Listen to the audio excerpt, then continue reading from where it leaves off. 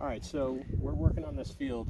This was, well, do you see this brush line right here? This whole field was as tall as that brush line. You couldn't even see through it. So the first thing we went in and mowed. That's our kind of our standard procedure. Anything that's too big to be hit with the mower, we just cut off with a chainsaw or a handsaw. And then we want to just leave that on the ground. We want ground covering for that. For every little piece that we have on the ground, it's going to lower the temperature of the ground and it's going to increase the ability of plants to grow. So then after a couple months, we get some growth. You can see there's some growth.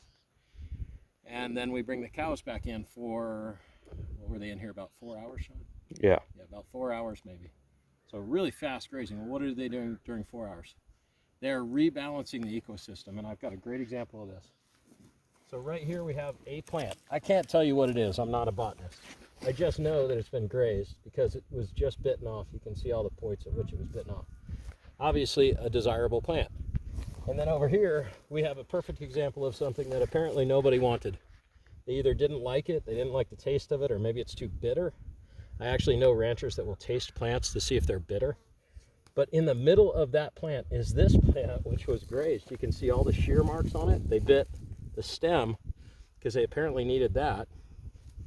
And then if you zoom out, you'll see what they did is they basically just pressed down on this. Okay, so let's talk about what's actually going to happen now. How is nature going to respond? Remember, the cows are on one side of a teeter-totter, the plants are on the other side of the teeter-totter, and they balance each other. So now the cows have just tipped the teeter-totter. What will the plants do? What's the next action? This is already mature. It's going to go to seed, and it's going to lignify and basically die.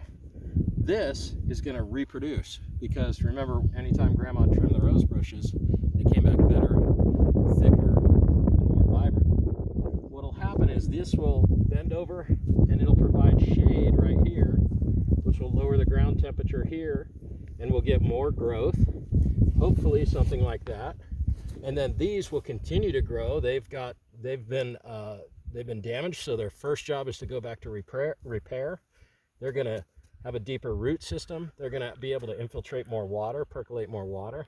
This one, however, will eventually, because it's not going to be used, it's going to lignify and basically die. And so we're going to end up with, presumably, a whole lot more of this, and whatever this one was over here. See how that was grazed? And then a whole lot less of the undesirables. And that's how we rebalance. So right now the plants get their vote. They'll come back. We'll have more. We'll come back in for maybe a day the next time.